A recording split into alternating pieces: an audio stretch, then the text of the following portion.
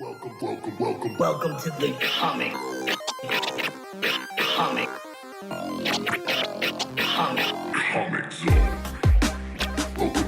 What's going on, nerds? It's the Comic Zone. You already know. It's May the 4th, bitches. So you know what it is. Star Wars. Star Wars. May the 4th be with you. Always. So, I mean, I got to start off by saying I haven't watched any of the new season of Mandalorian, so there probably won't be any spoilers for that on this episode, but it might be a little early for that anyway. But we're going to talk a lot about Star Wars, of course. We got DJ Nyke. What's up, buddy? In the building, man. Love being back. The mainstay. Yes, sir. Bill, Yes. you got the sweetest shirt ever on. I know. It's, Darth Vader, but it's done kind of... Luchadorian. Well, yeah, it's like... it's the very... Like the candy skulls. Well, no, it's But more it's like the- it's Mayan, though. It is on the Mayan style, but but that flavor of the painted skulls, Yeah. the candied skulls that they leave on Dias de la Muertes. Day of the Dead, yeah. Yeah. So it's in So, that flavor, but it's a hodgepodge of Star Wars. And it definitely has like a Quetzalcoatl, which is the dragon from the Incan legend. So it has a lot of those very local kind of roots, or local for Mexico, where you got it. Puerto You Vallarta. should post a Vallarta. picture of it Yeah. somewhere. Will. Or somewhere on the page, like on Facebook and whatnot. Now, I will say, I have been a Star Wars fan for as long as I can remember. So You know what I mean? what do you think got you hooked into Star Wars? Well, thinking, like I said, I'm 46, so... Damn! Yeah, well done. I was young. I said damn. No, it's how you said damn. Yeah. Don Cheadle would be proud. Dude. When I was first watching it, because I was so young, I really didn't care about the storylines. But it was cool seeing laser swords before you knew exactly what they were called. It had exactly what the series has been. It was that very cowboy / space / samurai. It was all of the things that got It is me like into a it. space western, space samurai. I mean, it is Yeah. a mix of a lot of things, so no wonder it's successful. And even the religious kind of Oh, yeah. undertones and as far as the Force and Well, like how the thing about like a Jedi Knight is pulled straight from like, old school, the way knights acted back in the day. It's like knights errant. It's like you went around and did good deeds, and then when you were called upon by your king, then you go fight in a war or whatever. But in the meantime, you use your skills to protect people, travel around, and whatnot. I definitely think those religious aspects from the Force have a lot of that samurai in it. Yeah. Yeah. Samurai in it, because that was definitely it. People always think about the knight aspect because there was a lot of that in it, but a lot of the whole samurai way of life was based upon their religion and their beliefs. So Bushido. yeah, there's so much. Like I said, as I got older, the storylines themselves became. It was more about the story than the characters and the fighting, and just thinking about how deep those storylines got. And then when you think about all the different forms of media, or like it's more than just the movies. You have the television shows and the cartoons and the video games, and how they're all tied together. It's just, I don't know if George Lucas ever expected it to be what it is now.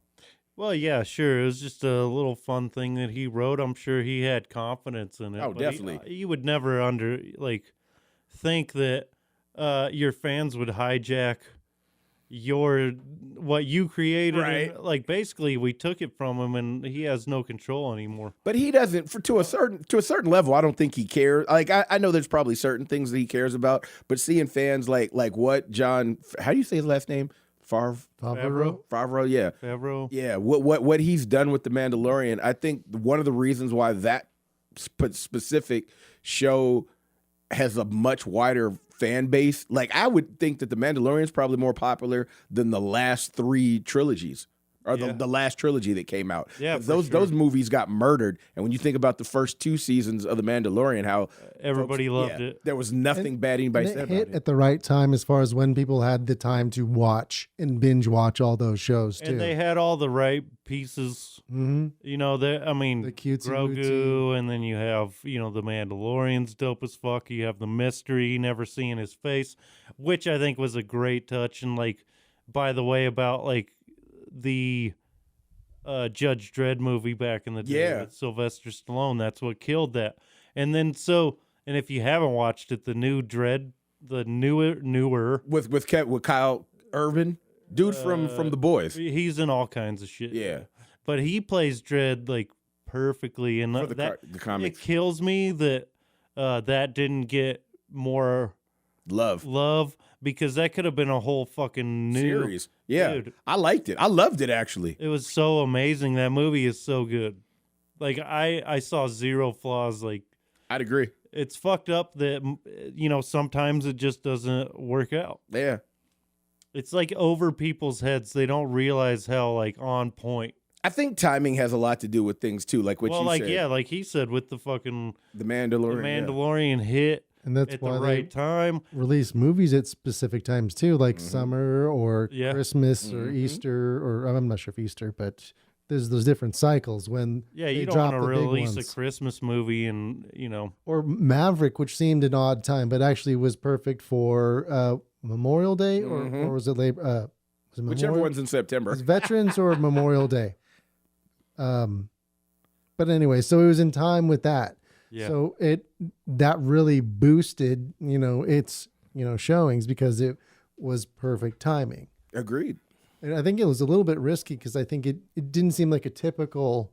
So do you think with better timing, the latest Star Wars trilogy would have done better? No, and here's what I'm going to say no. Is I recently watched just the movies. I haven't gone through all the TV shows again. So there's a lot of shit that I probably won't remember. But I know, and this is going to be a change just the way people have that easy way with social media, because anybody that had something to say, and it always kills me. We talked about this on the last one. You have a lot of kids, and I say kids because even if they're 25, 30, they weren't alive when the original trilogy came out. For them, they were alive when 1, 2, and 3 came out, not, the original 3 movies. So now they're they got a chance to talk shit about shit that it's not ingrained to them as much as it is to us. Yeah. Well, maybe that's not true though, because I watched the original trilogy when I was younger. My mom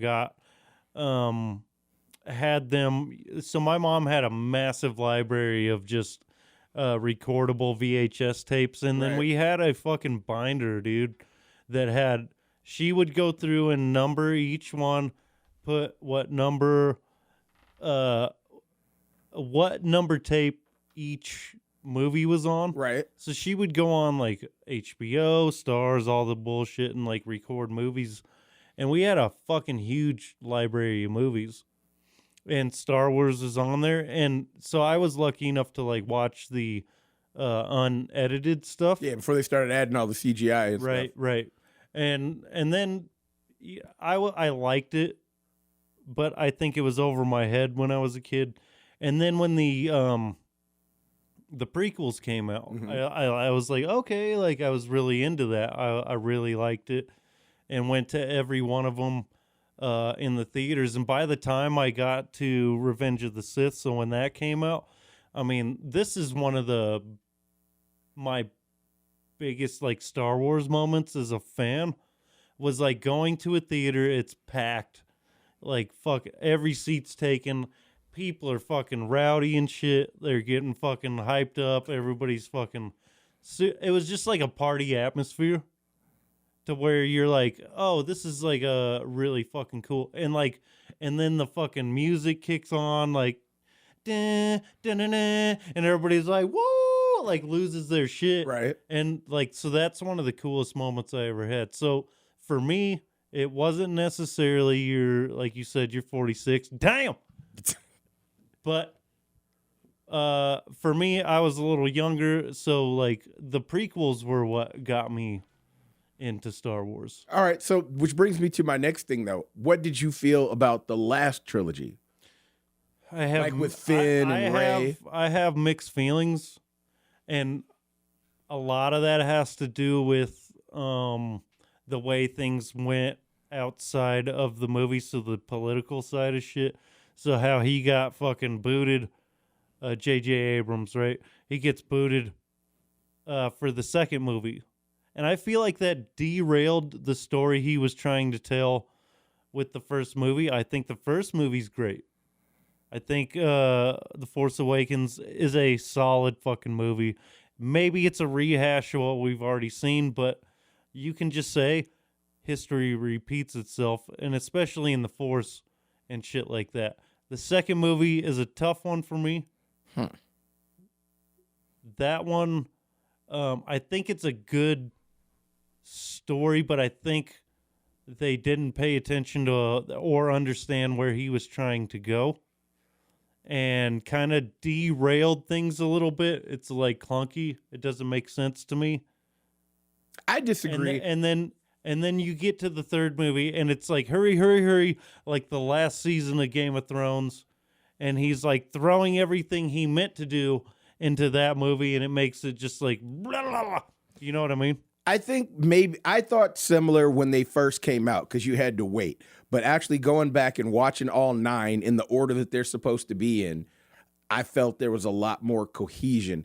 And a lot of the problems that I had first time watching it, and I will honestly say, to me, I think some of the bad thoughts I had about it were because I read them online, and it wasn't so much my own thoughts. So and then I went back and I saw them again, and I was like, I don't think they're as bad, and I don't see all the complaining that people did. Again, it took me a second time going through them and actually watching everything that had come before them. Because I will say, the last time I watched them, I watched the other prequels too, like Rogue One, dude, and Solo. That maybe is the best. Oh, I say that all the time. That is probably the best Star Wars movie, period. It's my favorite.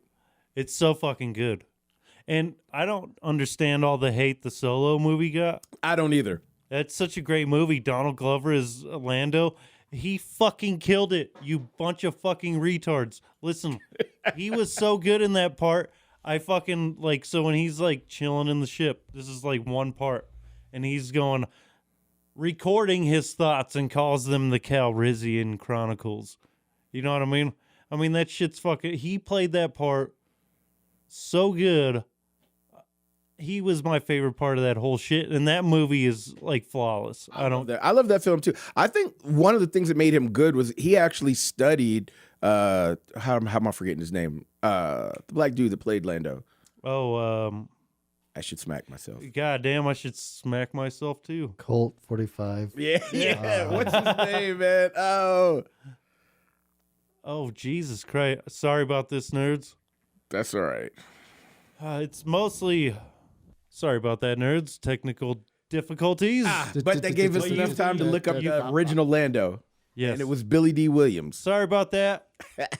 Sorry. I mean, he's one of my favorite characters. But he studied him, so he had his mannerisms. Thank you. He had him down perfect. He had his voice down, the way he moved. He was so good, and that upsets me because we could have had a trilogy of Solo movies, but everybody wants to be a fucking asshole and hate on shit just because they don't get it. It didn't affect me the same way as other ones did, because it didn't have the Force element. Well, I mean, for me, Mando really doesn't either, outside of Grogu, though. But it was still there. There's, a presence there that kind of brought them together, and I think that's probably the main thing for people is they want to see lightsabers swinging around, but some of my wouldn't even have to be just a lightsaber, but just a little, Well, it's some Force shit like Jedi stuff. But some of the best novels that I've read from the EU, are ones that have nothing to do with the Jedi or the Force. It's like the people that are just in the universe. There's something with the Mandalorians, or, you know what I mean? They might talk about it, but some of the best books and stories are Force, like it's not there. You know what I mean? Some of the, but also some of the very best ones they have to do with the Sith and the Jedi, and I think that's the appeal of the Star Wars universe, is it can be like Rogue One. That doesn't have any Force related shit at all. I don't think, not that I can remember. Except by the end, you see Vader at the end, and that is like one of the sickest scenes ever when he's like cutting through the ship and fucking all those dudes up. Same way Luke did in The Mandalorian. It's you know what actually a mirror thing, and I've pointed this out before. Is like I think they did that on purpose. Oh, you know they did. Like they did. Luke cutting through the Dark Troopers and fucking them up was the very same as the end of Rogue One. There might even be some directors or some creatives that kind of share the same landscape, so that might be on purpose. Yeah, I think it was on purpose. Even if they never talked to each other, that person was making a nod. Oh yeah, to that scene. You know what I mean? Because that was the first thing that popped in your head when you saw it. I remember losing. I was so glad I was watching it alone because I was screaming like a little kid. You know what I mean? I was like, yes! Yeah, that shit's sick, dude. Like, both of those parts are extremely well done. Like, so when Luke shows up, I mean, how intense was that? You did feel like a kid when Luke showed up. And I mean, even when you saw his fighter before it even landed, you saw his X-wing flying, and you're like, you knew who it was. But it's like, oh, is it? Yeah. And then you see the green lightsaber. It's like, oh, dude, that part. It's like, how are they going to do it? Is it, And it's so. Are they going to actually show his face? And they did the kind of. Like, and it's so beautifully. Or whatever. It's so beautifully choreographed too. Like that. That's both scenes are.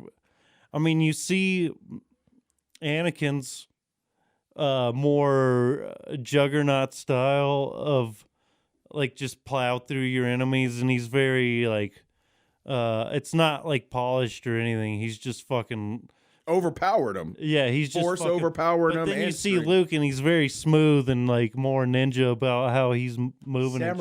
Samurai. Okay. Either way, you know what I mean. Like more technical, and we were kind of talking about this. With the MMA shit. Evolution. Well, just sports in general. Like the athletes become more polished and more technical as time goes on in the game. That's a good way to put it.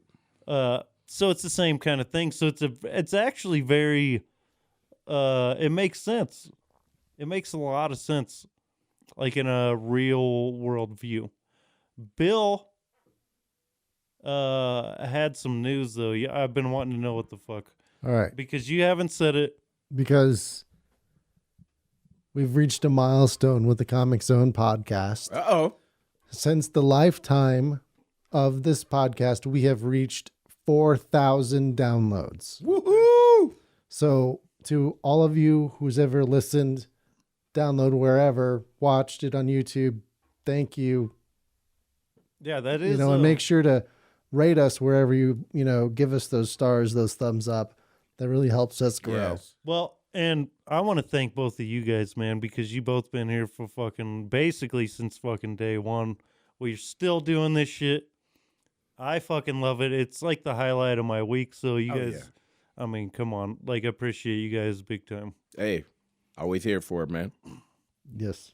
So what like we've talked about like where our first love came from Star Wars. What about you, Bill? Yeah.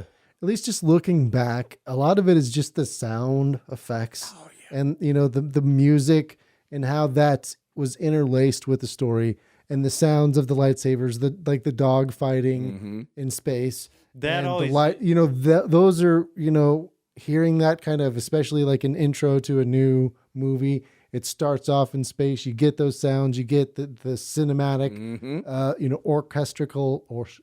Those are like the orchestra's testicles, and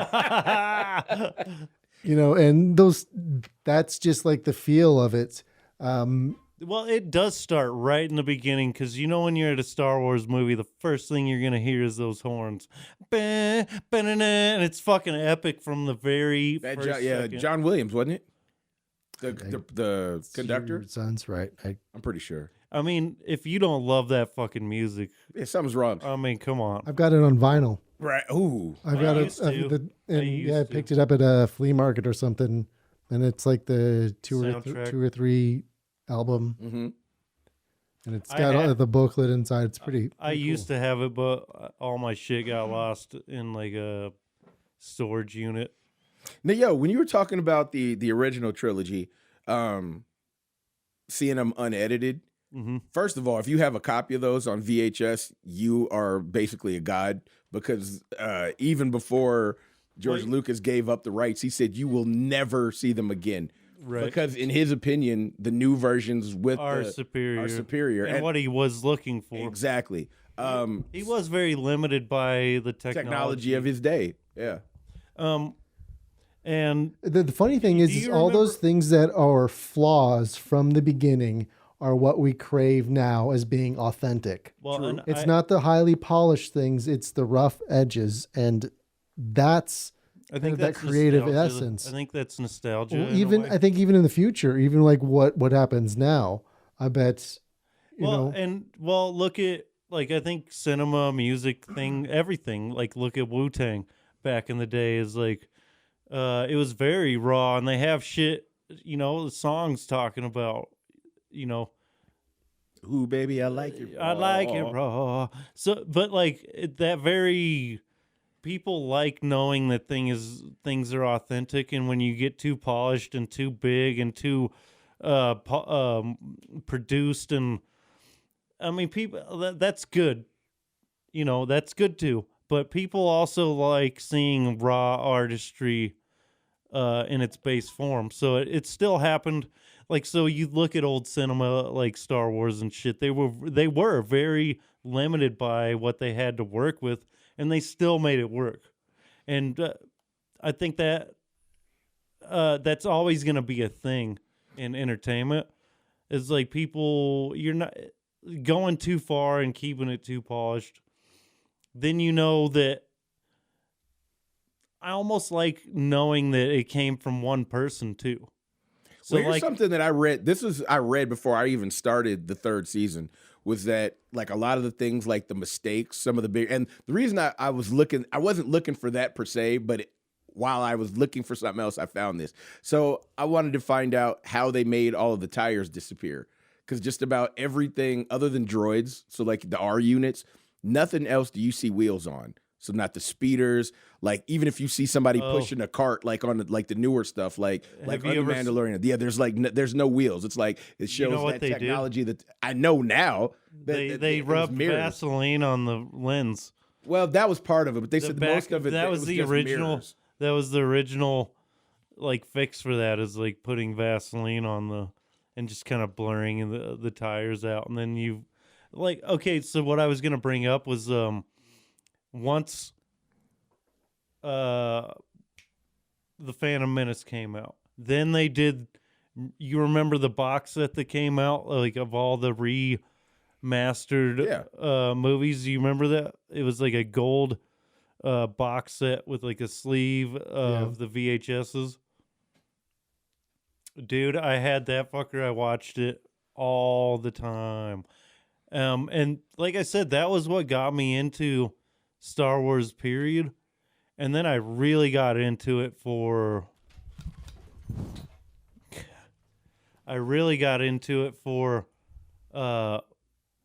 big time when I started reading books and stuff, because I started wanting to understand more about Star Wars after I saw the prequels, at least the first one and the second one too. Oh, I forgot my point because the dog shocked me up. Sorry, but they were talking about the mistake. So you remember when the stormtrooper hits his head from the door when he walks in? They left that in. Well, you remember in The Mandalorian when the dude was hiding with the boom mic? They could have very easily edited that out. Because in Game of Thrones, remember when they had the Star Wars cup? The Starbucks cup? Oh, and they edited that out. If you saw it live, you got to see it. But you couldn't see it... You can't see it on the DVDs or anything. It's gone from that point. Well, they left stuff in just because it gives that old school feel, that non-polished feel. Yeah, the rough edges and shit. And Yeah. maybe that's why people love The Mandalorian so much, on top of everything that makes it good. By the way, I was like, I don't want any spoilers, but just kind of give me your thoughts on The third season? the new season. I really liked it. Much like you'll hear me harping on the internet trolls all the time, because I think anytime somebody has an opinion, even like if it seems to be that's the thing to do at the time is to dog something, they're going to do it. Even because if it gets them more followers, and that's one of the things I will say about the Comic Zone podcast. I don't think we kowtow or actually are reaching out for any specific type. Like we always say, 100%. We're just giving our opinion. Yeah, our opinions. I like it, and I think it ended the way it should have. And that's all I'm going to say. Definitely watch it, though. What did you think? What do you mean ended? Like, so the show's over? No, but it No. ended. The season ended. You know how certain shit doesn't? Like, this like a tease for what's coming next. This one, you know there's going to be more, but you get an ending and you're satisfied with it. Yeah, it had a this whole season had a good kind of story flow that brought everything together. It was very much for everyone. It had the cutesy wootsy. There was, I think, if somebody had a negative thing about that as being too Disney-fied, there may be a little bit to say that. I didn't have a problem with it. I'm going to watch the next one. It's bingeable. And So give it me had give all me a the right number. elements. Give me a number. 10 out of 10. 7.5. Okay. 8.5. Okay. For this season. The first season would probably be like a 9.5. See, I've been watching The Sopranos, and I've never watched that show before, and I'm like super hooked on it right now. I'm like always way behind, but I mean, I need to like put that down for a minute and watch this season. It's only 8 episodes, and they range anywhere from 25 minutes to 45 minutes. You know what I mean? So you could probably you could make it through the whole season in 3 days. Okay. Easily. Well, and Bill, your opinion changed a little bit from when I've talked to you before. It's like before you were like, oh, we're not like, you didn't have like shitty things to say about it. You were just like kind of like, meh. I like that we got more of Katie Stackoff in it. I can't remember her Mandalorian. Bo-Katan. I thought she did a great role in there. You get to see a little bit more of Grogu. I will never say that right the first time. So we got to see growth there. Sometimes it looked a little bit too puppet. I think that's one of those things. I think they did it on They're purpose. trying to do it. Yeah, like Yoda back in the day. Especially like when he was walking. Because when that was one of the big complaints about the prequels, that Yoda looked too CGI, and a lot of the people that had been there before liked that puppet feel. So I would agree that it's definitely Disney-fied, but I think they did it on purpose. I think I like It wasn't bad. I think I like both. You know, I don't hate like the super CGI'd stuff, but I don't hate like the rough edges either.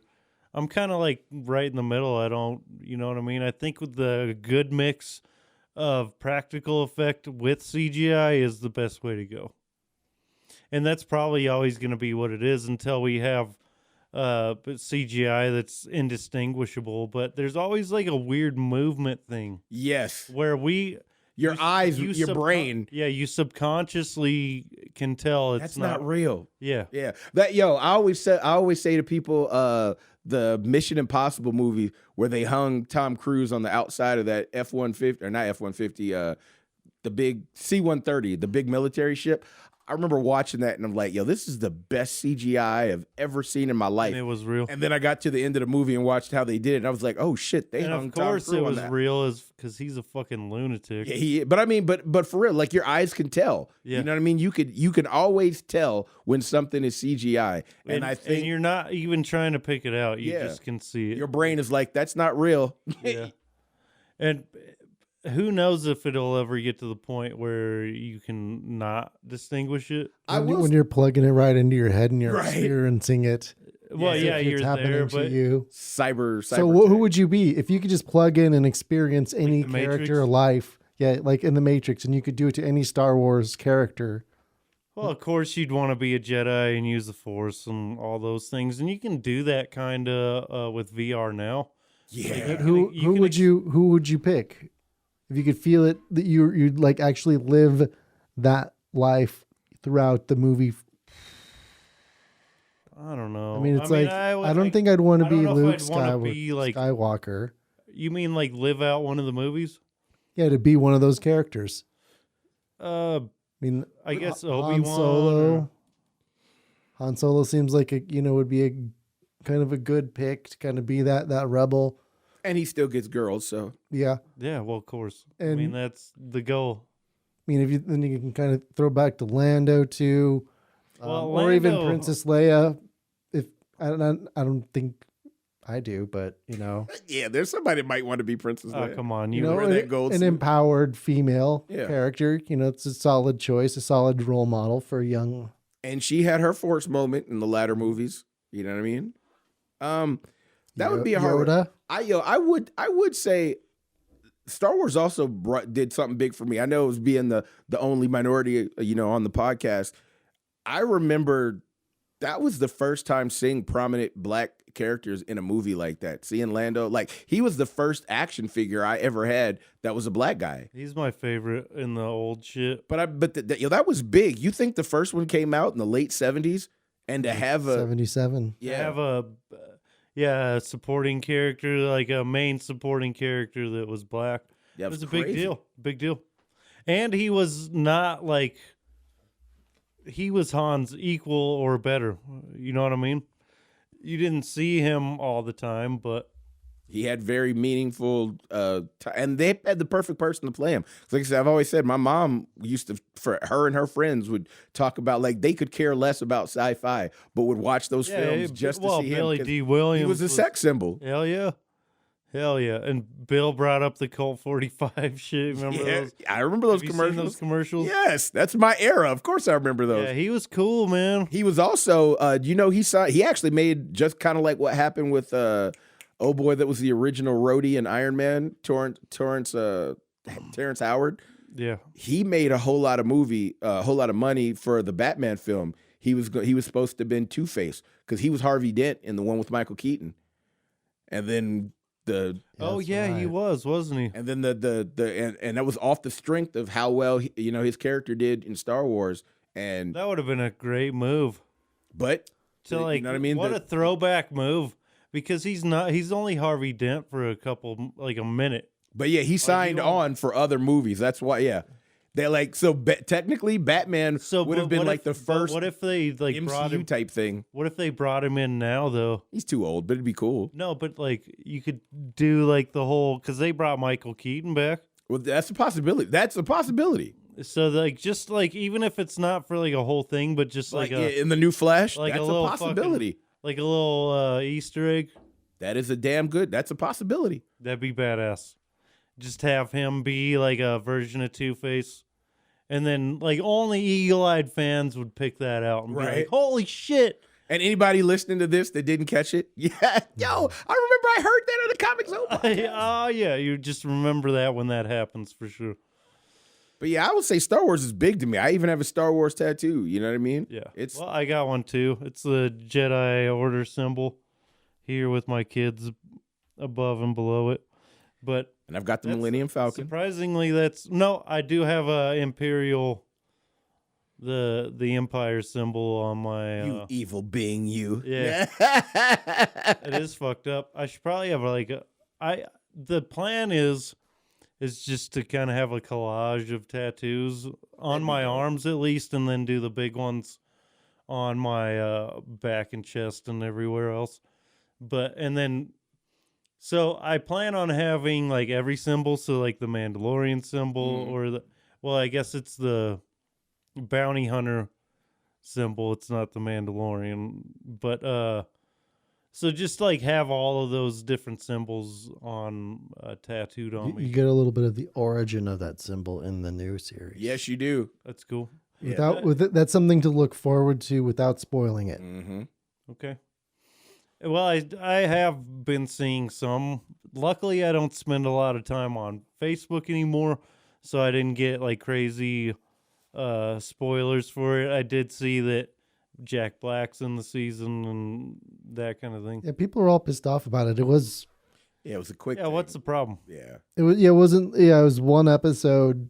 It was. Yeah, It was kind of a cheeky episode. That's kind of the problem with people being over judgmental and just being like, "Oh, it's trash." Taking it face. Oh, speaking of, all right. So I was just about to get on my Jar Jar Binks kick because I'm a fan. Oh, I saw know a post about that, by the way. But go ahead. the voice actor. I think he did the motion capture too, but I know he was the voice actor that did Jar Jar. He actually has do the motion capture too. Yeah, he has a scene, it's a small scene, but it's a very important scene in this season. Well, and I didn't even realize it was him. I was looking, I was like, yo, who is that? And then I was like, oh, shit. Well, and I saw something about him being Jar Jar getting his own series. I think that was That's like some fan bullshit. No, that was a April Fool's joke. Oh, I saw it too. it was the dark Jar Yeah, Jar. yeah. Dude, that fooled me because I was like, oh, that's pretty cool. I didn't like look into it. But so- that's probably because you saw it after the fact. I saw it on the first time I saw it was when it was posted on April Fool's Day, and I was like, oh, because it was a very convincing poster. You The know what I only mean? day Oh, of it the looked year good. when Americans fact check what they see on the internet. You're right. Yeah. yeah. The fucked up thing is Facebook algorithm won't show it to you on April 1st. They'll show it to you the day after. Luckily, I luckily saw it April 1st, so because I probably would have believed it, but then I was like, what? Oh, got me.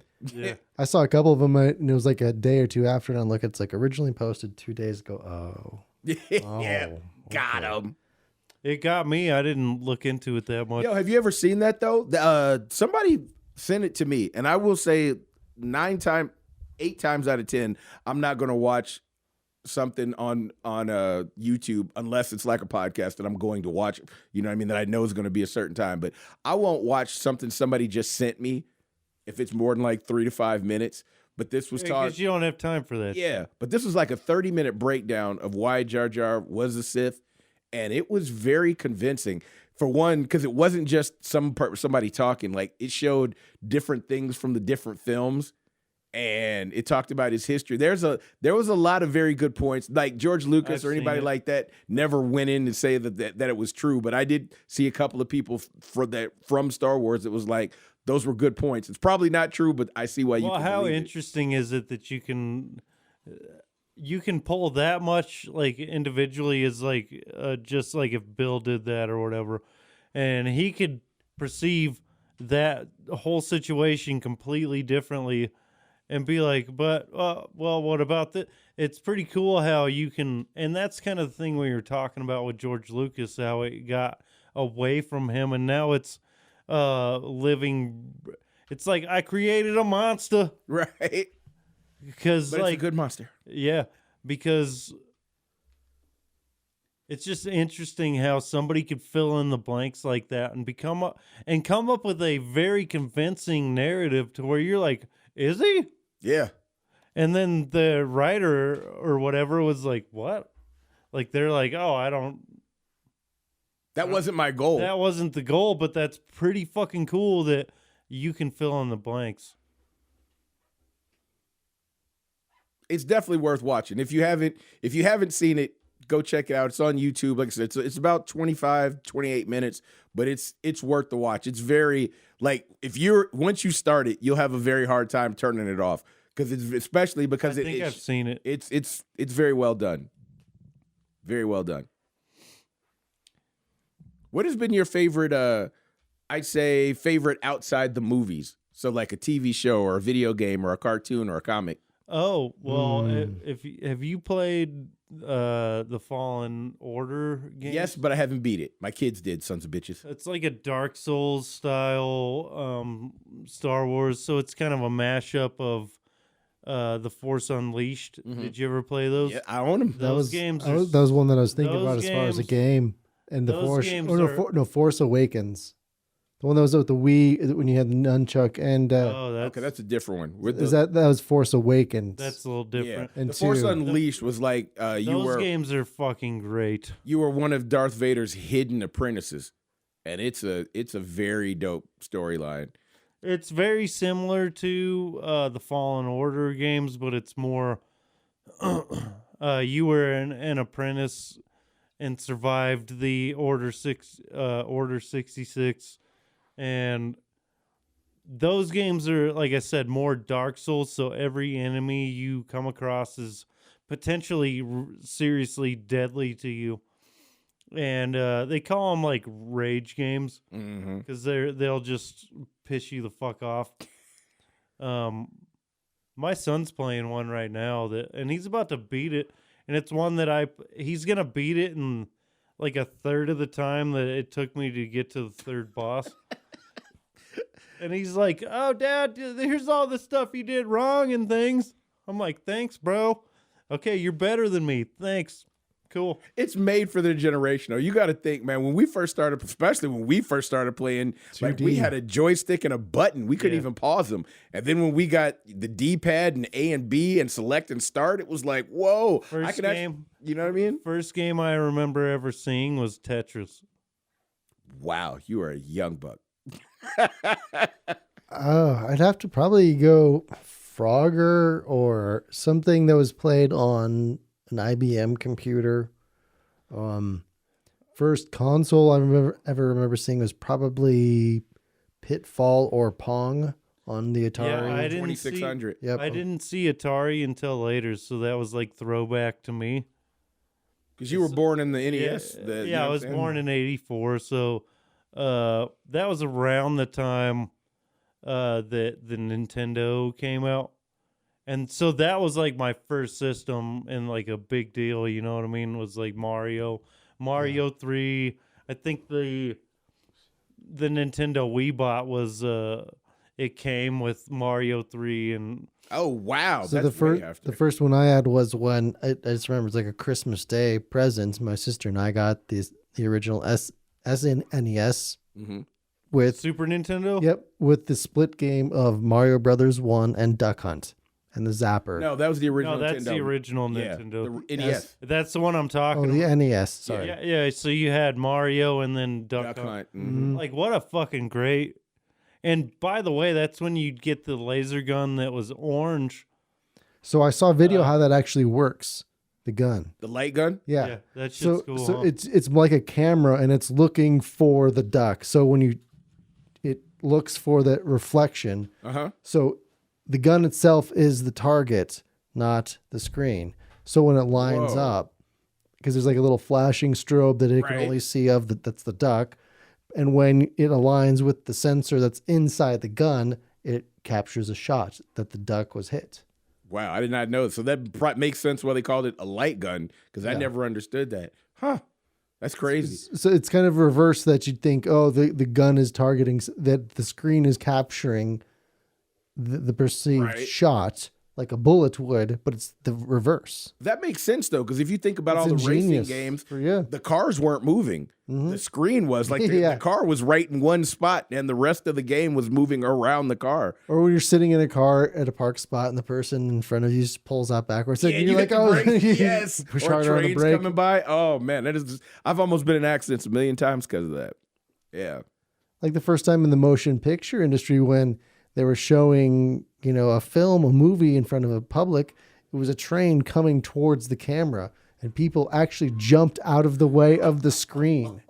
But but that technology, thinking about how far it's come, that makes sense. It's like, is this real? This is really coming towards me. Holy.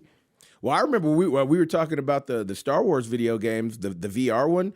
My buddy White Chalk had brought his over, and I remember I was playing it, and you could also plug it into the TV, so who's ever in the room could see whatever you're seeing from first person or third person while you're looking at it from first person. And I remember one of my teen kids was trying to get a Snapchat of me and got too close when I was doing a move, and I uppercutted my 14-year-old, and he went flying across the room. And I mean, I felt bad, but I told him not to come close. It's like, man, hey. So Wii injuries ain't shit with VR injuries. Yeah, for real. Young. There is actually a really great VR. You're probably talking about. I just went to the bathroom, but like, are you talking about the Darth Vader game that was on the Oculus? Yep. Like, that's one of the highest rated games on the Oculus. And it's very. Let me tell you what. Even when after you take that one off, that's one of them ones where you have to kind of like just sit down and let the real world. Yeah. You know what I mean? I've never done the real VR. I'll bring it over next like time. this cardboard kind of shit or whatever. No. I'm gonna bring over the Oculus next time, and you can check out. Like they have Bone Lab now. That fucking game, like you will pick up a pistol, and you can slide the action on the fucking pistol. Like as far, it's not like click click. Like you can, it's like real life. You slap a clip in to the pistol, and you pull back, and a fucking bullet will fly in the air, and you can catch it out of the air. You know what I mean? There's a game called Blade and Sorcery. Another great one where you can.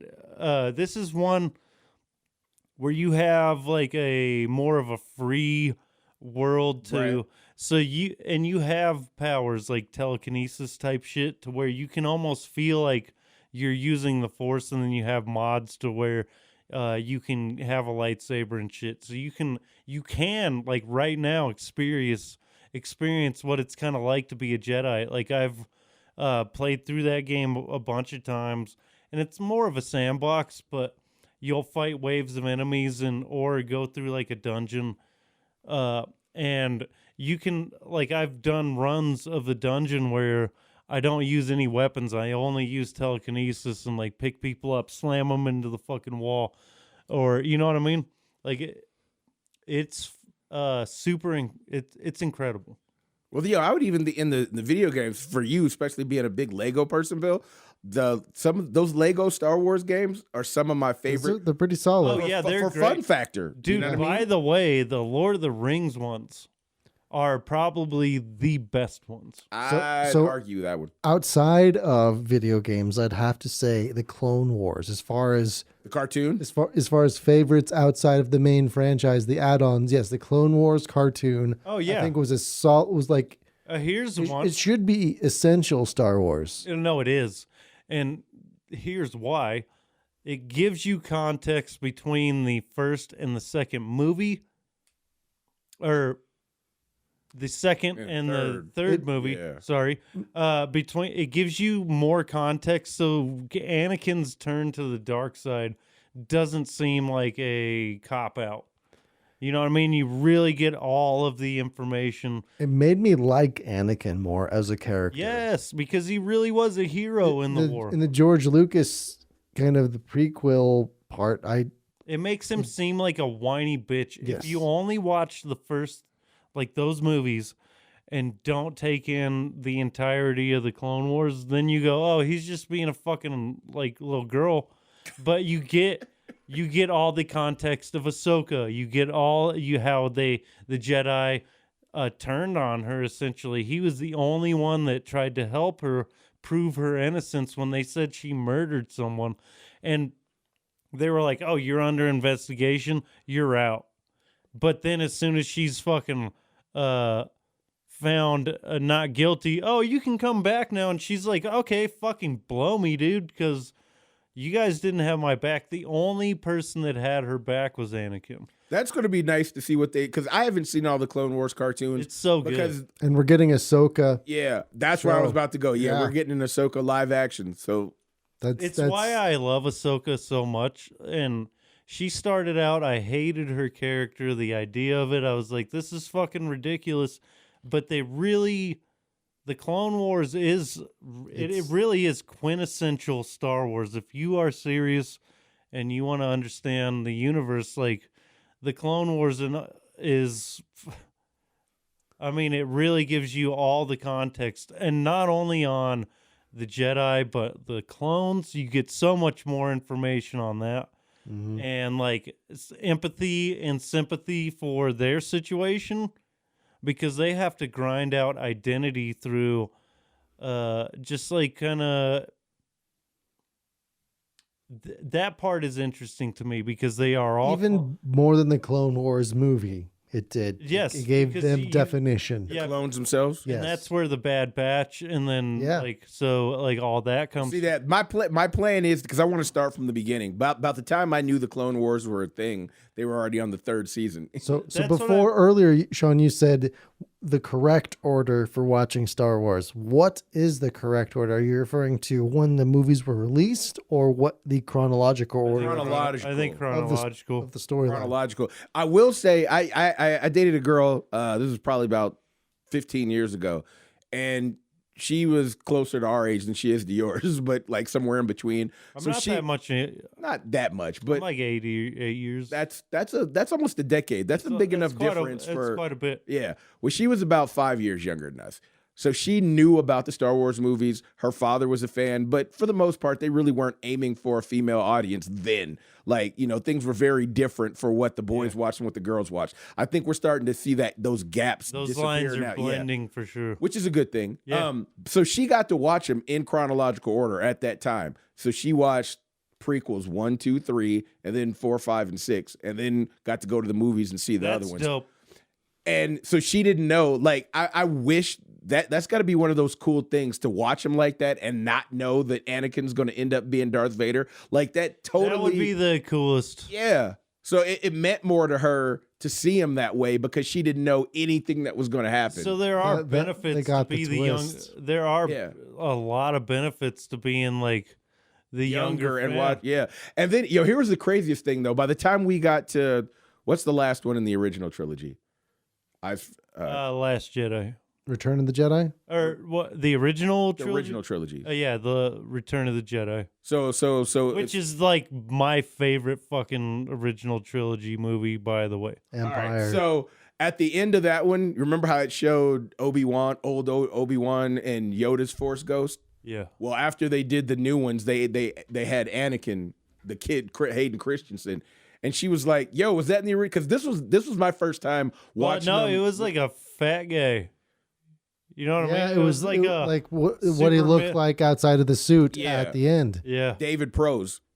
You know what I'm saying? Was the Force Ghost. So no, that isn't the original. Yeah. And by the way, she saw that and she was like, "Was it like that?" I was like, "Hell no, he wasn't even born yet." He wasn't. By the way, the original Jabba the Hutt was like a dude in like a. It was an Irish dude. Yeah, it was like a fat guy. I wish they would have. Have you seen the deleted scenes with that? Oh, of course. And that was all looks like a tadpole. So do you remember? It's weird. I didn't like it. Do you remember? Like I said, that golden box set. Time. Do you remember? MJ, R.I.P. All right. The fucking that box set I talked about. I remember after where they remastered the old movies, and that was part of the box set. Is they had it was like before you did the on DVDs and shit where you'd get like the special features. Yeah. And so you had that at the end of the VHS tape, bro. By the way, you fucking youngins with your fucking, all your cool shit right now, you don't know what it was like to have to be kind and rewind. Oh yeah, We had at one point because they said it was bad for your VCRs. We had a separate rewinder. Yes, that's what I was just gonna tell you. And they were so fast. Yeah, I thought that was the coolest, but that was probably super rough on the tape. I don't think so. I think it was rougher on your VHS player if you did it that way. You know what I mean? Especially when you had like those 8-hour tapes, like the ones where we used to make your own movies on. That's what I'm saying. My mom had a whole library. I did too before I switched over. You know what I mean? Dude. And you could record in slower play to get a lower quality, but put more movies. I had on like the a tape. version of Netflix before that was a thing. You and me both. I bet you most kids didn't have access to movies like that where I could go look in a fucking 100-page binder on like which movie was on what tape, because my mom had a whole room, dude, like full of VHS tapes with nothing but movies, and Star Wars happened to be just one of those. And like I said, it was the originals, man. That shit was I don't think I appreciated what I saw. And I think it would be cooler, like you just brought up, I think it would be cooler to be a young fan right now and watch it from the start. Start at Rogue One. Imagine you know nothing. Yeah. Well, you won't want to start with Rogue One because why not? Because that bridges the gap between 3 and 4. No. Yes. No, Yes. it's the beginning of the first movie. No, it's not. It is. It's the beginning. I promise That's you. what I'm Beginning of saying. New Hope. I promise. Yeah, it it's is. the beginning of A New Hope. Oh yeah, well, it's we're- between 3 and 4. Okay, I guess. that's what I'm talking about. I- She got to No, watch you're them right. in chronological order, not knowing I anything. think the young whippersnappers need to watch them in the order they came out. No, Theatrical. Fuck learn that. learn the pain of the new That's- trilogy, well, the that's like- prequels, like the rest of us Gen X's did. that's like Chelsea when her talking about the MCU and how she watched it, and it's just like you don't get what it was like to fucking start at Iron Man and just like gradually. And by the way, these movies and shit didn't come out as fast as they do now.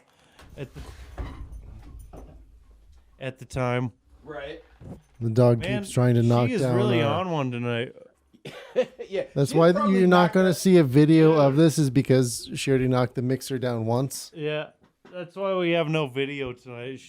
We love dogs. Lay down, Pooch.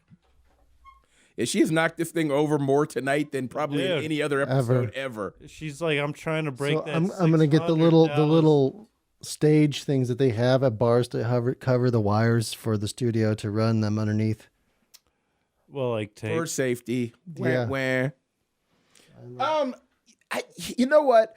I like what you said about having to go through the pain that we had to watch him in. Like, I Yeah. definitely get that. No, I totally get that. And I mean that as a joke, but yeah, no, but it still, makes the but difference. still, I think appreciation.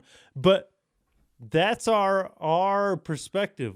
Like you said, if you start at the beginning and watch it, and imagine you don't know that Anakin's gonna be Darth Vader. And it was fun for me just to see her How reaction. how You know much what I mean? better would that be? That, It's a completely different perspective. it changes because your we- entire thought process on the because whole you storyline. Originally, you started with Darth Vader, Mm-hmm. and then we learned his origins. Imagine starting with his origins and learning he becomes a villain. Yeah, I was It's kind a of jealous. Dude, how cool is that? I was kind of jealous. I wish I could wipe my memory of Star Wars and somebody goes, "Here, watch this." And it's all in chronicle. But you know what? There was something else that she said that I really understood what George Lucas said, why he did 3, 4, and 5 first. Because for her, she was like, oh, You can't- yeah, he it was couldn't- more of a love story. And I enjoyed that more. And this was from a girly girl that isn't into sci-fi. You know what I'm saying? And by the way, those movies were the least Action based until you got demanding. to Yeah, so it was smart. It was a smart move. Because if he would have done 1, 2, and 3 before all of the sci-fi, all would've of the looked like- CGI shit that we shit have would've now, been gay as hell. they would not have blown up the way they are now. No way. Yeah. No way. Yeah, because I mean he relied heavily on like the space aspect, so you can, use that empty space a lot. And the dog fighting, there was a lot less Jedi shit. And I'm super happy he waited, Oh, yeah. because even when I was a kid, those original, like the prequels, I mean they were pushing it like really hard as far as like visually. Right. So I mean, imagine if they made those prequels right now, how much better they would be. but they were cutting edge at the time. Well, They were. and I mean, think so that's that kind of defines Star Wars. I don't think it's cutting edge anymore. Of But- course not. I mean, that's the problem with special effects versus, good story writing or storyteller, impactful stories. Because every 10 years, there's going to be something better that they can do. Too. Every year, every 2 years, every next movie, they've got to push the envelope a little bit further to do a little bit better. And I think even some of the Marvel movies we've seen, like the latest Black Panther, Wakanda Forever, we're seeing more practical effects. So good. Mm-hmm. That's And in fucking a beauty. mix, so I mean, they kind of embraced it, and it's like, hey, look, there's more than just CGI. Mm-hmm. Well, And I and, th- that's and they- kind of what and I they- was talking about, is like coming back around. It's kind of a full circle thing, because you get too heavily produced, and that happens, and then you come back to like, I wouldn't say produce, but I will say relying too heavily on CGI, because But what? they still heavily produced the film with practical things. Yes. It's just a matter of being fair able enough. to mix. Fair Yeah, enough. it was just And wording. you- I'm not saying what you're No, saying yeah, is wrong yet. And I you get what you're guarantee it ran through some sort of special After Effects than the actual film, Right. you know. And but once you're dealing with space, how do you do that? Yeah. With a practical, are you going to actually do lights and like make it You know, and replicate the stars above in galaxies in a practical way? I would argue that could. Star Wars had that Tolkien effect. It's like most movies now and movies after Star Wars relied heavily on the techniques that they used. Oh, And definitely. So Star Wars is one of those quintessential movies that had to happen to make push the genre forward. Exactly. Well, any kind of movie that relied on that, they use those techniques. And like Home Alone.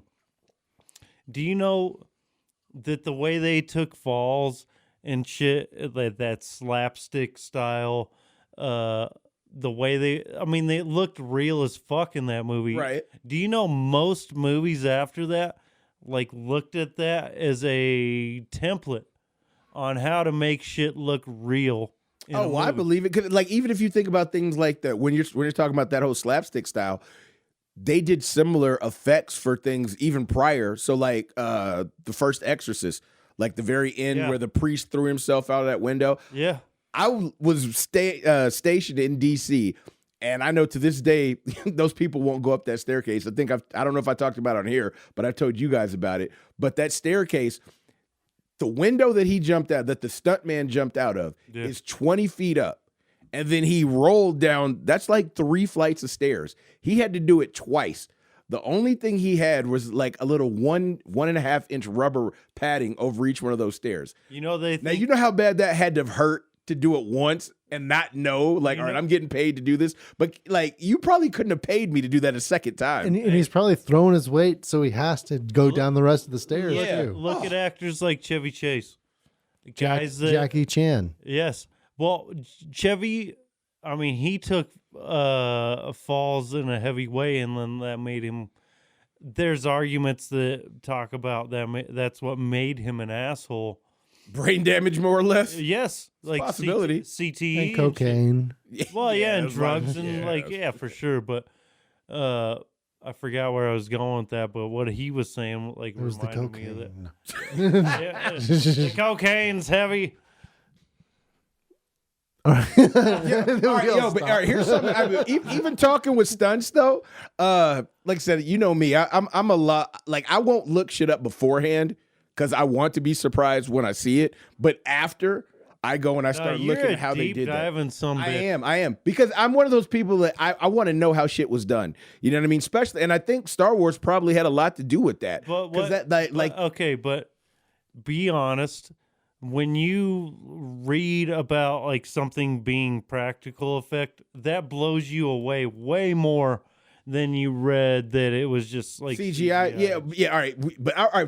For this particular thing, I wasn't like it was going on more with the stunts. So when I was watching this season of The Mandalorian, they do the order of the people that you see, which I think is really good because then you don't have that top billing. And it's probably better for how they're paying the actors too, I think. Well, you know what I mean? It's easier to understand. And like, so if you are the type of person that wants to look you can see, it's in order of appearance. Now, what was throwing me off was the after you see Pedro Pascal's name, so the guy that plays and voices the Mandalorian, there are 2 other guys. And I was like, well, the next person I saw was a female. So who are these 2 guys whose names showed up that I didn't see? And they're the stunt actors for when, you know, Pedro. They're his stunt. Yeah, they're his stunts. And one of them is Mandalorian stunt double. Mm-hmm. And he has 2 what of them. an easy job. You don't even have to look like the fucking guy. No, yeah. He's just one a of them's voice black. actor. Well, one of them's white because Pedro Pascal's Hispanic or Hispanic. I hope that's the right term. He speaks Spanish. Yeah, he is. He's yeah. like, All right. What is he? Is he like A good fucking actor. Yeah. There you go. That's it. Yeah, good. I mean, that's what I was saying. That guy As is the whitest guy in the room, that's my answer. that guy is Right. fucking killing it though. But Lateef Crowder, who's a martial artist, and he's been in like a lot of movies, like the Raid Redemption. Like he does, the guy looks like the Brazilian dude in Tekken. He looks like him with the braids. Oh, Eddie Gordo. Yeah, he looks like Eddie. I'm pretty sure they made Eddie Gordo off this guy because he's, you know what I'm saying? It's a Brazilian guy who does the jiu-jitsu stuff. But anyway, he's one of the stunt performers, Lateef Crowder. What is Krav Maga? That's more an Indian-based martial arts. No, that's the fucking. That's not the Brazilian one. That I'll look it up in a minute. Krav Maga is more. No, that's the Russian shit. Or is it Syrian or like I think Middle Eastern? It's Middle Eastern. Yeah, what Krav is Maga is Middle that, Eastern. like breakdancing style. Yeah, I'll look it up here in a second. I'm trying to find out what Pedro Pascal, where he was born, because that was killing me. Chilean. So he's from the country of Chile. Okay. I mean, that guy is fucking. Did you ever watch Narcos? No, but everybody's been saying how good that is. Was he in that too? Yeah, he was in Narcos. Holy shit. I didn't know that. Each season, I think, is a little bit different. Like, you know, one of the Narcos focused on Pablo Escobar. Yeah. Oh, see, it's more then, like. And then the next season was like different. Drug lord. I know it's loosely based on true stories, though. I haven't watched much of them. We've been talking about, well, you're talking about the like gangster ass shows. Capoeira. That's the Brazilian martial arts. Capoeira. Thank you. I've never been into like the gangster style movies. Oh, I watched like Blood In, Blood Out, Bound by Honor and shit.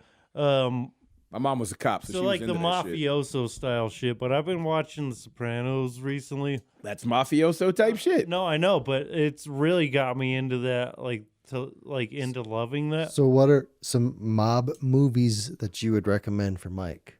Number one Oh, would be Untouchables. Ooh. Without a doubt. It's the best Sean Connery movie you'll ever see. Oh, my goodness. There's so many good actors in that film that went on to be, top of the line actors. Watch Untouchables. It's based on a true story. And in the same, it's almost like the same cast, I think, as Casino. yeah, right? a lot of them. Yeah. Casino is another. Goodfellas, Casino. Goodfellas. I found out Goodfellas is based on a true story too. The Lufthansa heist airport at the time, it was one of the biggest heists in American history. Yeah. And Casino, I saw that a long time ago. That's one of my I always loved that movie. Watch Untouchables. And just watching Joe Pesci die in the cornfield at the end where he gets like beat to death. I mean, that shit's crazy. He was ruthless. He was. He was a But you know what? motherfucker. Yeah, I'm funny like a clown, or He's like, I got you. when he stabs that dude to death with that pen. Yeah. But yo, honestly though, when you start talking about people, like even Dave Chappelle joked about that on one of his old stand-up specials. He was like, because he's from DC, he was like, I left DC for like 20 years to go to New York City, to go to LA, to make my fortune, whatever. He was like, I came back to DC and it's a lot different than it was in the late 80s when crack was going on. He's like, there's a lot of white people walking around here. But then he was like, but have you ever seen like there'd be a group of black guys and then you'll see a couple of white dudes with these guys? And he was like, I'm gonna tell you something.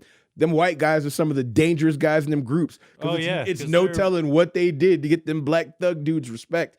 And that's like the same thing. Like Joe Pesci was the smallest dude in that film, but he was the quickest them to dudes kill are somebody. crazy as fuck. You gotta watch out for the little guys, man. They got something to prove. Oh yeah. And that was like that movie's so fucking good. If you take the time to watch it, it is a long one.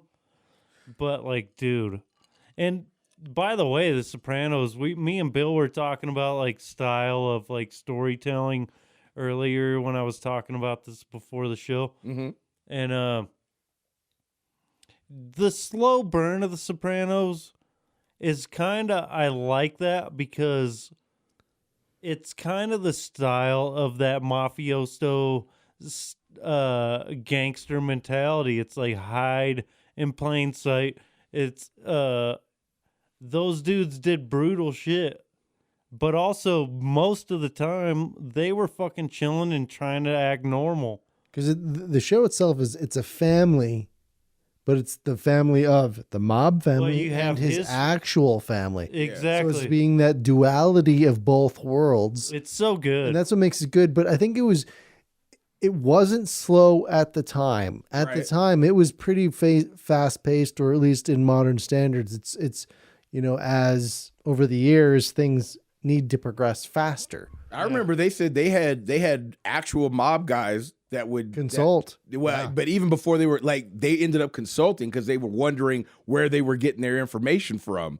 You know what I mean? So they're trying to get information. Yeah, they were like, wait a minute, which told you family that? have you been talking to? Yeah, who told you that? about Honestly, that was one of my favorite parts about the we didn't Wu-Tang TV show too, because the RZA actually has connection with the Gambino mob family, and it almost got him in trouble at one point. Well, you know what I mean? them When fucking hood ass G's, they're fucking. you got to think a lot. People don't think what is Staten Island isn't mostly black; it's mostly Italian. You know what I mean? But that's how they got some of their backing to get in. You know what I mean? Was from them. So when they started going after the feds, started going after the Gambino mob family, they went after the Wu-Tang too. And it was like, hey, these are family friends. We weren't, they weren't hiring us to hit people and shit. It was just, they were from our block. I mean, you never fucking know though, dude. I mean, well, even if they did, they would never say. yeah, you're not gonna talk about it. Fuck no. I think that's the beauty of that shit is like just the Italians knew how to be fucking gangster in like a gentleman's way. And like how fucking cool is that? Like I fucking love that show.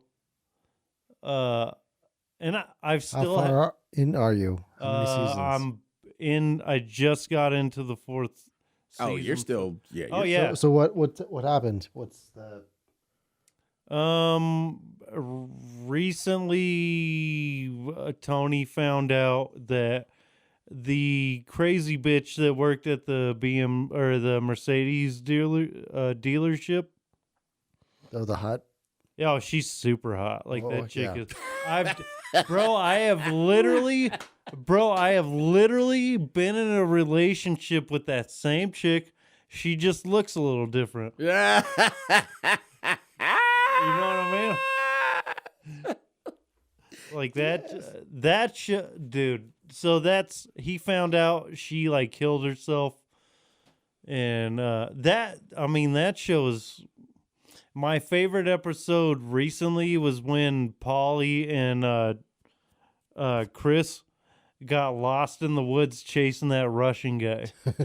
I haven't seen all of them. I've You know what I'm talking about. It's been forever, but I know It's because such they're looking for this guy, a Russian guy that can't be killed, and Yeah, he's like they a thought he was fucking- dead. He's like, where did you? Come to find out, he's like a Russian Green Beret. Yeah. Like Spetsnaz. he's just a bad motherfucker. They're like, oh, you have to find him. And they never do, so that's going to come back around. I'm sure of it. I'm gonna have to watch that. Have I you- have some other shit I got to catch up on first because I still have to watch Andor because I love that guy. still haven't seen it either. I haven't watched it either. And why? Dude, what the fuck? Well, considering was the main, we already know how it's going to end. But Not really. I don't know what it's about. Well, no. Well, I mean, I watched the first episode. we know how it happened. Like Is it like the prequel to Rogue One? kind of. Okay. That's what I thought. It's his character. So it's just following who's his his? character. Cassian Andor. He was the main guy in Rogue One. Oh.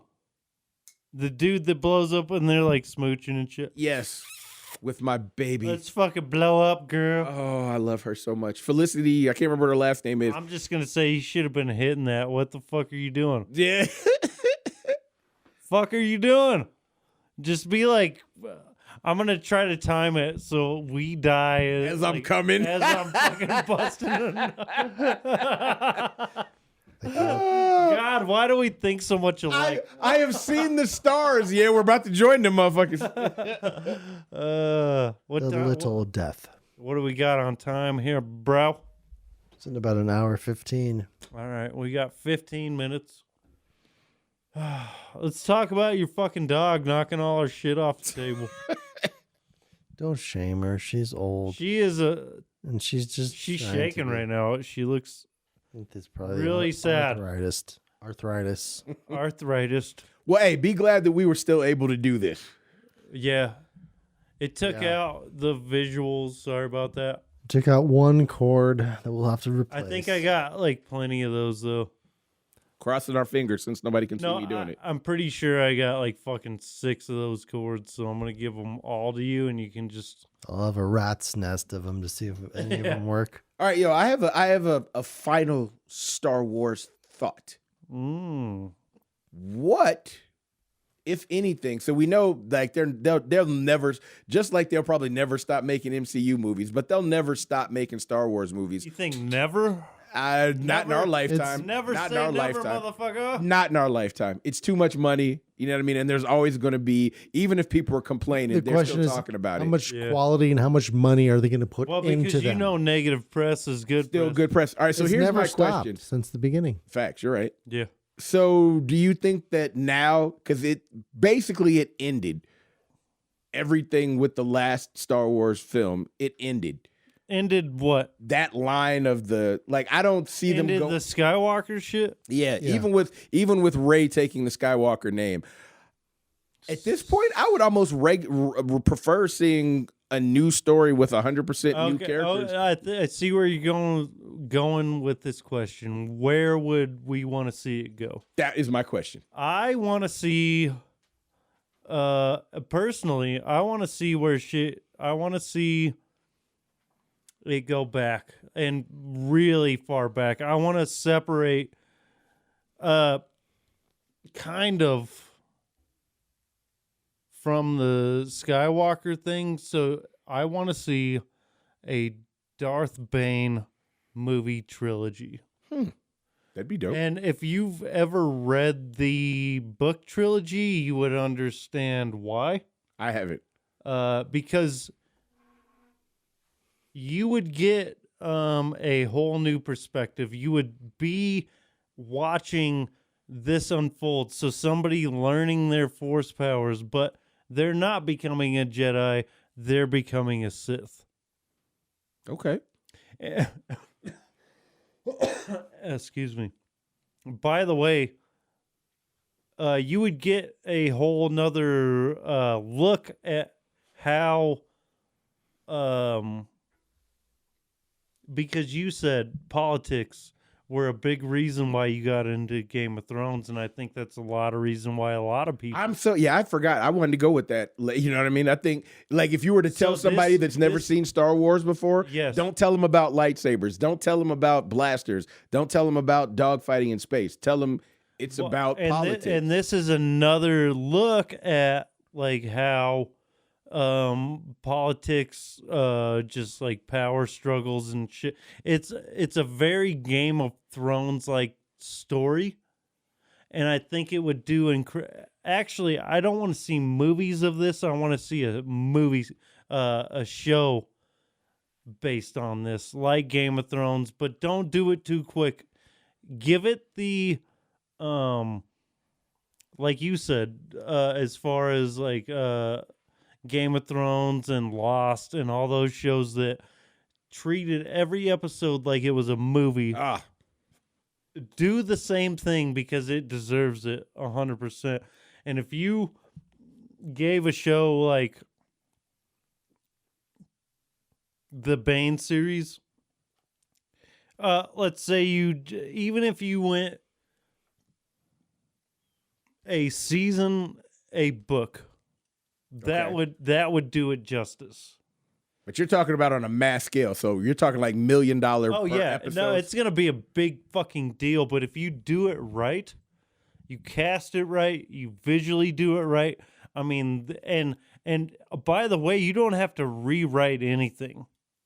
I mean, this story is so fucking solid that if everybody that watched it, they would fucking love it.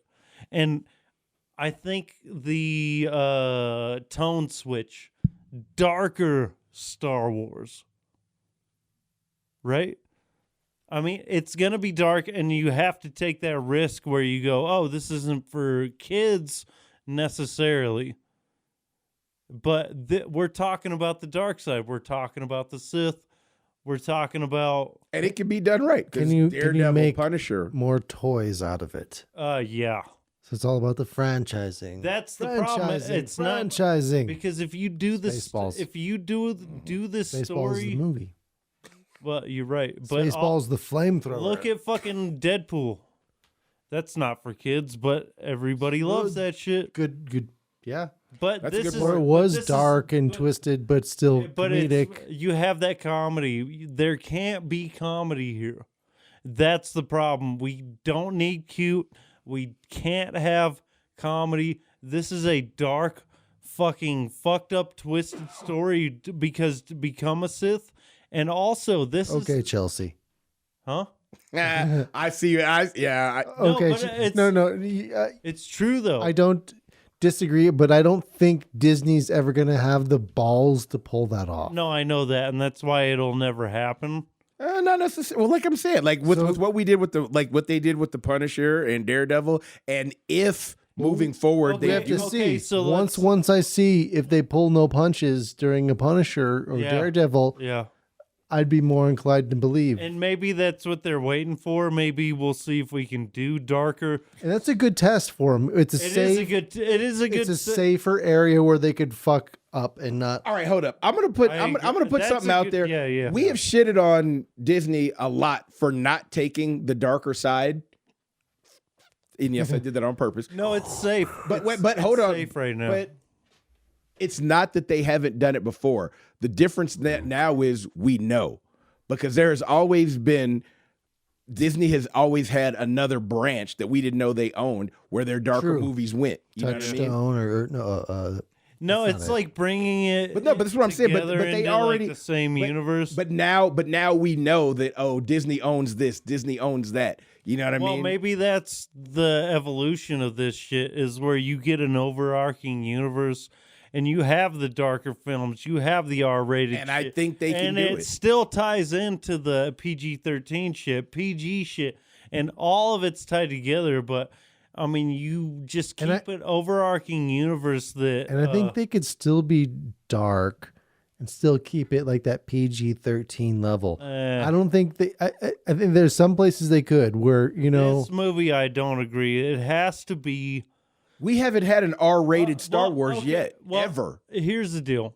and there's always been You- that cutesy I think merchandise kind of thing from Ewoks are the perfect example. And you've even like with heads being chopped off, there's never been like blood spouting out. Like Star Wars has always been PG-13 worst. That's the worst it ever. Yeah. And I'm not saying it can't be done. I'm just saying it has never been done. Well, I think that's why Star Wars is so appealing to everyone, because it appeals to everyone. You have elements of shit from everywhere, and it doesn't get too dark, but it still gets.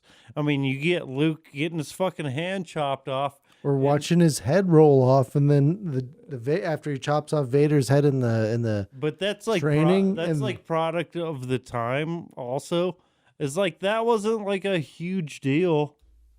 But now watching a head roll across the floor on a a movie in the MCU might be a big deal to a bunch of little kids. Like, yeah. it's doable. That's all I'm it's saying. definitely fucking doable. Like, you just got to balance it right and like understand You, that you need some motherfucker who has a big enough pocket to risk it. And I think that's what happened with The Mandalorian. Jon And Favreau also had already this- been successful he's the reason that we have an MCU, because he's the one that did the first Iron Man movie and the second one. And- he opened the doors, so they gave him a little bit more. Disney was like, And well, you've plus already that brought us guy a lot is of money, so here we go. Plus, that guy's like the best ever. What the fuck? That guy. He can't do any wrong right. He's a money horse. You know what I mean? It's just like with James Gunn. If you can get to the point where Disney thinks you're going to make them That's a a certain good amount of money. point. That's a good point. James Gunn is the next Jon Favreau. Just for DC. I don't know. He does one thing and he does one thing right. Well, and And he there's does so it, much comedy He does it fucking infused. right as fuck, though. Well, we'll see what happens with his new DC. I would love to see him do a Lobo. I think Lobo is like a perfect. Who plays Lobo? And I know who you're thinking, both of you. It's not who we're thinking. It's who the internet's been saying. Harrison Ford. I think He's crotchety enough he could pull. No. I think a nobody, man. I know the internet's been saying but we're all looking at Jason Momoa. Because Like, that's what they. If there was ever a perfect character, because they've been wouldn't be feeding bad. it to us. Think about who they No, picked but for look Solo. But look at Lobo in the 90s. He looks like fucking Jason Momoa, dude. No, he looks like a big guy with long hair. He is the perfect.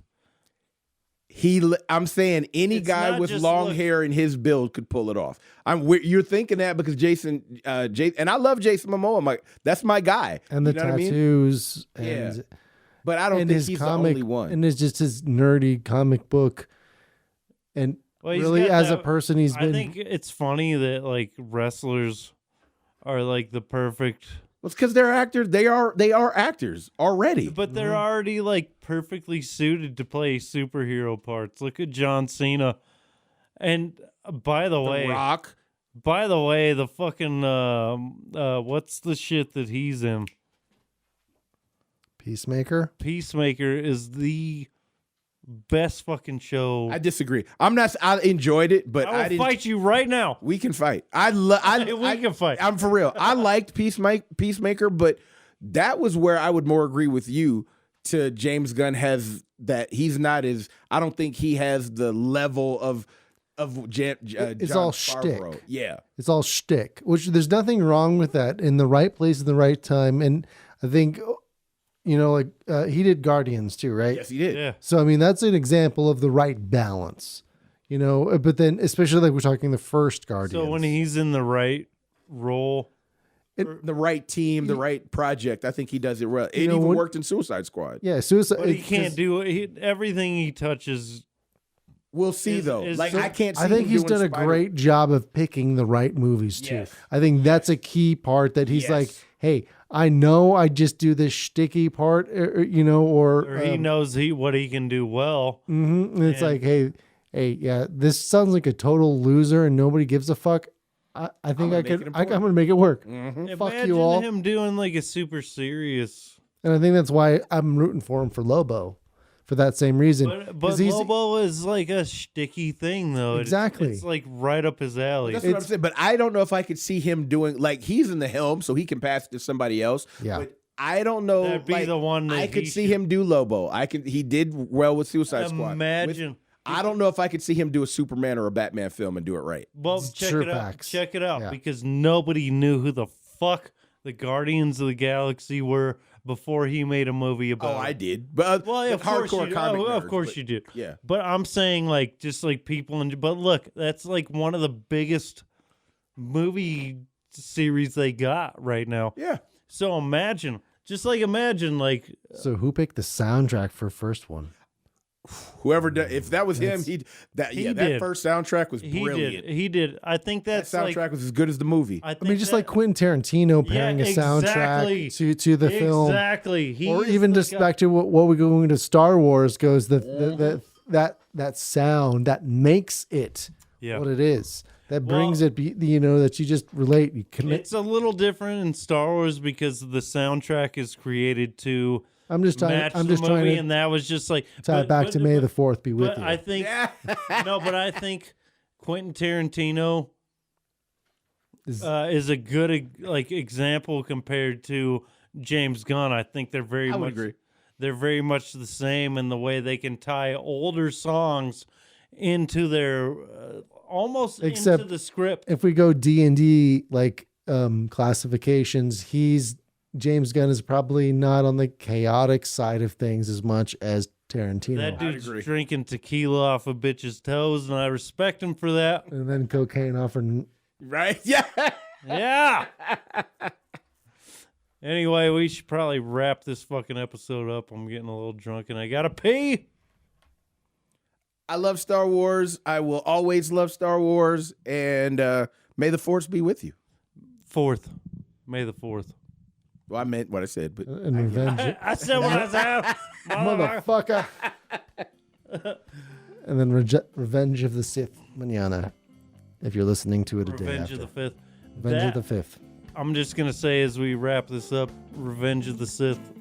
I already said it at the beginning, that was the best time I ever had in a movie theater. I don't give a fuck. I almost got a blowjob. Almost. Go to thecomiczone.com. That's where Almost we a got all our blowjob. episodes. Yes. Don't talk over me, Bill. Talk over if I want. motherfucker. Just because you got a cool ass shirt. Hey, I'm feeling my Mace Windu right now. I might have to pull out my big pink stick, purple stick. You know what I mean? Go to thecomiczone.com. That's where we got all our episodes. Faux show. Wherever you get your podcast. I'm slurring my shit, dude. And follow us on TikTok, Yeah, Instagram. Take over. You know what I mean? We're everywhere your socials are. Come see us. It's your man DJ Nyke. Mike, Bill. What do we got to do? Keep stay it black. black. Yeah. You know what it is.